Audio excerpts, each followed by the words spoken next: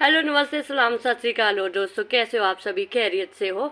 तो फ्रेंड्स, आज मैं आपको बताऊंगी कि आप जो है अपनी गार्डनिंग में खुद से ही घर में ही जो है उपजाऊ मिट्टी और हल्की और उपजाऊ उर्वरक मिट्टी कैसे बना सकते हैं। मैं किस तरह से बनाती हूँ अपनी टेरेस गार्डन में पर जो है इतनी सारी मिट्टी में कैसे बनाती हूँ। तो उसके लिए सबसे पहले फ्रेंड्स, जब भी आप किसी भी गमले को आप फिल करते हैं तो उसको डायरेक्ट सिर्फ मिट्टी से नहीं भरना। गोबर खाद और मिट्टी से ही पर्याप्त नहीं होती है। अपनी किचन गार्डनिंग में पौधों को समय समय पर बहुत सारी चीज़ें देनी पड़ती है। ऐसा नहीं है कि आप एक नमक के साथ रोटी खा रहे हैं तो उसे क्या होगा कि आप जिंदा तो रहेंगे पर आपकी हेल्थ जो है खराब होती रहेगी। आप जिंदा ही रहेंगे, बस आपका शरीर सूखता जाएगा।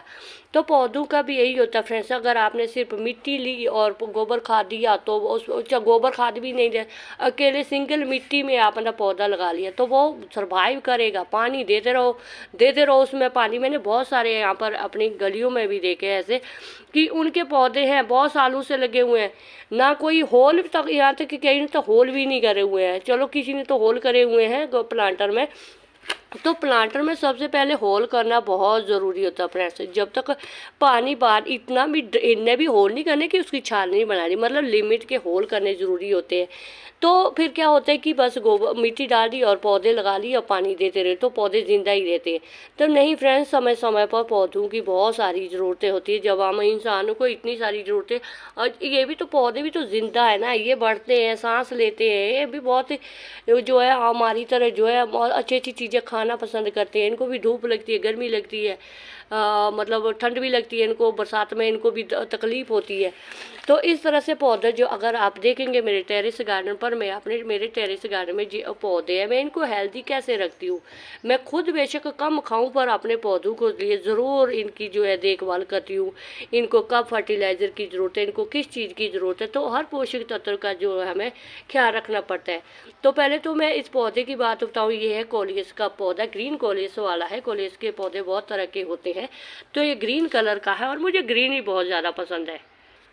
तो इसको मैंने बिल्कुल एक छोटी सी कटिंग जब मैं लेकर आई थी, मेरे हस्बैंड जी लेकर आए थे, एक छोटी सी कटिंग लेकर आए थे, 2023 की बात है। तो उसके बाद से मैंने इसके ये इतनी सारी कटिंग लगाई, बड़ी आसानी से जो इसकी कटिंग होती है। पानी में रखो उसमें भी हो जाती है, मिट्टी में लगा लो बिल्कुल आसानी से हो जाती है। ध्यान क्या रखना है कि भाई ओवर वाटरिंग नहीं करनी है, क्योंकि इनके जो फाइव होते हैं ना, ये थोड़े से इसमें जो होते हैं ना, इनमें पानी होता है। इसमें पानी की कमी अगर तो एक बार कमी होगी फिर तो ये सूख गया, फिर तो ये सर्वाइव नहीं करेगा। लिमिट में रखना है पानी वगैरह। तो पानी वगैरह को आप हमेशा पौधे हमारे, सच्ची एक बात बताऊँ, सच्ची पौधे ओवर वाटरिंग से ही मरते हैं, क्योंकि हम ठूस ठूस के तो पानी देते रहते हैं उसमें। खास करके गर्मियों में तो ऐसा सोचे नहीं भाई कहीं सूख ना जाए, दे दो पानी, है ना। तो इनकी जड़ें जो है ख़राब हो जाती है। तो जितना ये आसानी से हो भी जाता है ना तो ख़त्म भी बड़ा जल्दी हो जाता है। तो मैं आज आपको बताऊँगी कि मैं अपने पौधों के ये मैं क्यों लगा रही हूँ ज़्यादातर ग्रीन ये कोलेस वगैरह, क्योंकि मेरे पास बहुत सारा है। तो मुझे एक क्या बोलते हैं उसको, लाइन बनानी है, रो बनानी है मुझे। और एक तरफ मेरे जो है पर्पल कलर का होना चाहिए, एक तरफ से ग्रीन होना चाहिए। थोड़ा सा मैंने डेकोरेट करना है, जो स्टेयर होती है पौड़ियों के लिए ना, वहाँ पर मैंने लगाने इस तरह के पौधे। और थोड़ा सा ऐसा भी इनमें पानी की बहुत ज़्यादा ज़रूरत भी नहीं होती है। सीढ़ियों पर बहुत से पानी देते हैं तो गीला हो जाता है, और कई बार तो मैं तो गिर भी चुकी हूँ कई बार पौड़ियों पर से। तो आज मैं बताऊँगी कि आप साथ में इस तरह की कटिंग भी कैसे लगा सकते हैं।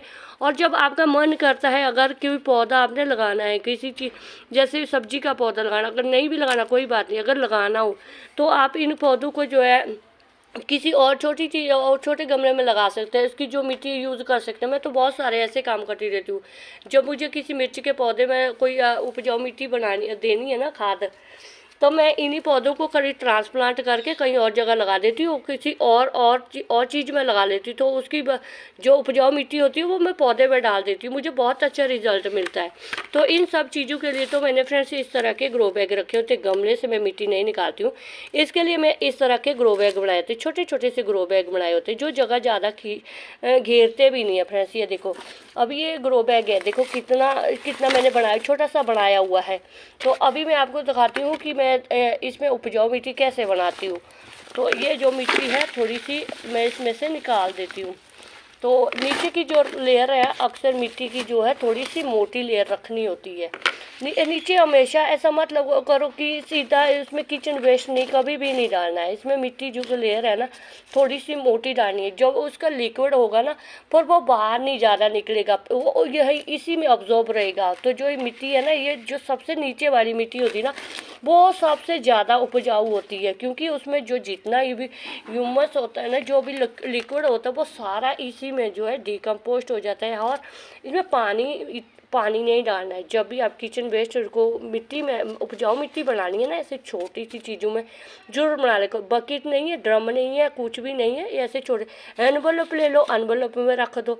तो मैं कैसे बनाती हूँ, दरअसल मैं अपनी गार्डनिंग की बात करती हूँ कि हाँ मैं कैसे बनाती हूँ। तो ये मैं अपना तरीका आपके साथ शेयर कर रही हूँ। तो ये देखो, ये है मेरे पास जो है, ये देखो, ये मैं आपको किचन वेस्ट दिखा देती हूँ। किचन वेस्ट का मैं दो तरह से सदुपयोग करती हूँ हमेशा ही। सिंगल मैं नहीं इसका उपयोग करती हूँ। पहले मैं इसको फर्टिलाइज़र में रख देती हूँ। जैसे मान लो मुझे हफ्ते में किसी पौधे को 10 दिन के बाद किसी पौधे को फर्टिलाइज़र देना है, तो उससे एक दिन पहले जो है मैं इस तरह रख दी। ज़्यादा गलने सड़ने नहीं दिया करो फ्रेंड्स, बदबू नहीं है। पौधे बहुत ही ज़्यादा ये भाई शाही होते हैं पौधे। इनको अच्छी अच्छी चीज़ें चाहिए खाने को, बदबू वाली कीड़े मकोड़े वाली चीज़ें मत खिलाया करो इनको। तो इस तरह से जो किचन वेस्ट का ये है ना, किचन वेस्ट आलू के छिलके, प्याज, लहसुन सब कुछ है इसमें। तो मैं इसकी पोटली बांध के रख देती हूँ और मुझे छानने में बड़ी दिक्कत होती है फ्रेंड्स, ये प्रॉब्लम है। तो इसको पहले अभी फर्टिलाइज़र दूंगी, 10 दिन के बाद फर्टिलाइज़र जरूर दे देती हूँ। अभी ये वाली एक बाल्टी है तो कितने पौधों को आएगी, ये लगभग कितने लीटर की है, 5 लीटर की है शायद। तो इसको मैं लगभग 20 लीटर पानी के साथ डाइल्यूट करके दूंगी। तो अभी तो नहीं दूंगी, ये तो मैं शाम को दूंगी। तो इसका जो किचन वेस्ट है उसको फिर मैं उसके बाद इसको उपजाऊ मिट्टी बनाने में लगा देती हूँ। ये प्रोसेस चलता रहता है, ये सालों साल चलता रहता है फ्रेंड्स। अगर आपने अपनी गार्डनिंग फ्री की गार्डनिंग करनी है ना, तो उसके लिए आपको फ्री में ही ये सब कुछ करना पड़ेगा। तो ये देखो, अब ये किचन वेस्ट है, अब ये देखो भर गया ना। तो कितनी मिट्टी लगी है, कितना, ये लगभग ये 6 इंच का गमले के जितना है। ये 6 इंच के, ये क्योंकि इसकी जो गोलाई और लंबाई है ना थोड़ी सी वो है, बिल्कुल एक गमले जितनी मिट्टी है इसमें। अब ये कितना भर गया, इतना सा है। तो ये सारा किचन वेस्ट से भर गया। नीचे थोड़ी सी मिट्टी डाली है, ऊपर से किचन वेस्ट डाल दिया है। तो ऊपर से क्या डालना है, आपने मिट्टी डालनी है। इससे क्या होगा, ना तो आपके बदबू आएगी, ना कोई कीड़ा मकोड़ा लगेगा, ठीक है। तो हमने इसको अच्छी तरह से दबा देना है, ताकि जब आपको ज़रूरत पड़े ना किसी भी पौधे में, अगर खाद भी देनी हो ना 15-20 दिन के बाद अगर खाद भी देनी है, तो ये महीने 1.5 महीना लगेगा फ्रेंड्स। ऐसा नहीं है कि इसमें कोई चमत्कार होगा, नहीं, चमत्कार कुछ नहीं होता है। डिकम्पोस्ट होने में इसको टाइम लगेगा। जो इसका जो इसका लिक्विड होगा, ह्यूमस होगा जो, वो नीचे मिट्टी में बैठ जाएगा। तो जब आपको लगे कि हाँ इसमें, जब आप देखेंगे ना कि इसमें मैं पहले थोड़ी सी मिट्टी और डाल देती हूँ ताकि आपको दिखा भी दूँ अच्छी तरह से आप किस तरह से हल्की और उपजाऊ मिट्टी घर में बनाते रहा करो। एक दिन का काम नहीं होता फ्रेंड्स। तो ये देखो, इसमें अर्थवर्म भी है, ये देखो अर्थवर्म भी है इसमें एक। तो ये बहुत अच्छी बात है। ये इनको मारा मत करो, अर्थवर्म को कोई नहीं मारता, जो गार्डनर होते हैं उनके तो फ्रेंड होते ही है। तो अभी देखो, इस पर मैंने ये मिट्टी डाल दी है। अभी कितनी सी मिट्टी थी, लगभग एक गमला इतनी भर के मिट्टी थी इसमें। तो अभी ये हो गया है अपना एक अलग सा उपजाऊ मिट्टी बनाने का और एक खाद बनाने का। इसको आप जब आपको लगेगा ना 15-20 दिन के बाद, जैसे मान लो ये मैंने कटिंग लगाई हुई ना, ये गमला मैं इसी तरह से फिल कर देती हूँ। और जब वो डिकम्पोस्ट हो जाती है ना मिट्टी, तो देखो कितना नीचे बैठ गया है। तो पौधा देखो कितना हेल्दी है। इसमें क्या है, वो यही किचन वेस्ट में लगा हुआ है। तो समय समय पर जब आप हफ्ते तक इसको बिल्कुल भी नहीं छेड़ना है, बिल्कुल नीचे हवा नहीं जानी चाहिए इसमें, मतलब इसको आपने बने रहना कि कार्बन का और नाइट्रोजन का सोर्स इसमें अपने आप हो जाता है।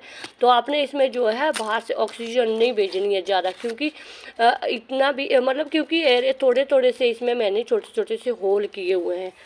तो इससे क्या होगा ना, एक भट्ठी नहीं होती, कोयले भी नहीं बनाते हैं, जैसे कोयले लकड़ी और डालते हैं ना, ऊपर से मिट्टी डालते हैं तो उसमें हवा नहीं ना जाने देते, तो वो कोयला बन जाता। तो इसी तरह ये हमने बनानी है खाद। ये कंपोस्ट एक हिसाब से उपजाऊ मिट्टी नहीं बनेगी, कंपोस्ट खाद बनेगा।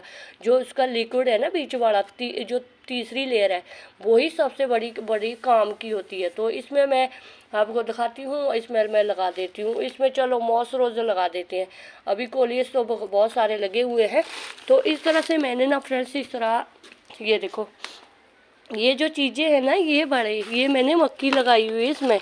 तो ये इसमें और कुछ नहीं है, इसमें सब में किचन वेस्ट रखा हुआ है मैंने, इसमें इन सब में किचन वेस्ट से भरे हुए हैं ये मक्की की तो ऐसे ही लगाए हुए मैं, ताकि कुछ ऐसा हाँ लगा हुआ होना चाहिए।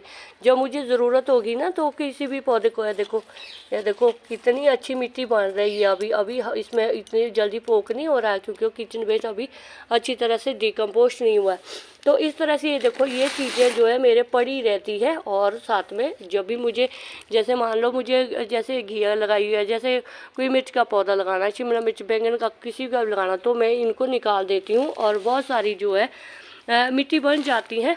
तो इसमें हम चलो इसमें लगा देते हैं मॉस रोज। वैसे भी अभी मॉस रोज का ही टाइम है, तो अगर आपने सब्जियां लगाई है तो आपको जो फूल तो आपको ज़रूर होने चाहिए आपके गार्डन में। तो इनके लिए मैं तो देखो फ्रेंड्स, ये देखो ये भी मैंने भर के रखा। ये जो जितने भी प्लास्टिक ये बनाए ना फ्रेंड्स, ये सब मैंने उपजाऊ मिट्टी बन रही है इनकी।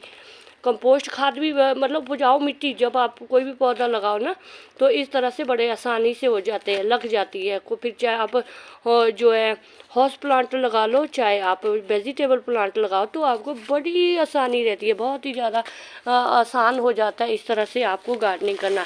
तो इस तरह से आप अपने घर में जो भी किचन वेस्ट होता है उसका आप कंपोस्ट खाद, उपजाऊ मिट्टी भी बना लो, कंपोस्ट खाद भी बना लो, फर्टिलाइज़र भी बना लो, तो हो जाती है ना फिर फ्री की गार्डनिंग। तो आप मेरी गार्डनिंग को देख लो अगर फ्रेंड्स, मेरी गार्डनिंग में यही चीज़ चलती रहती है, सुबह से लेकर शाम तक मेरी गार्डनिंग में यही काम चलते रहते हैं। तो इस तरह ये एक दिन का काम नहीं है, साल लग जाते हैं फ्रेंड्स, साल लग जाते हैं, एक दिन में सब कुछ नहीं होता है। तो अगर मेरे ये वीडियो आपको, मेरे थोड़े थोड़े ये सुझाव आपको थोड़े से भी अच्छे लगते हैं, तो प्लीज़ चैनल को लाइक कीजिए, कमेंट करें, शेयर करें और सब्सक्राइब जरूर करें दोस्तों। तो शुक्रिया फ्रेंड्स, जिंदे वास्ते रो, वाहिगुरू जी थानू ढेरों कामयाबियां दे।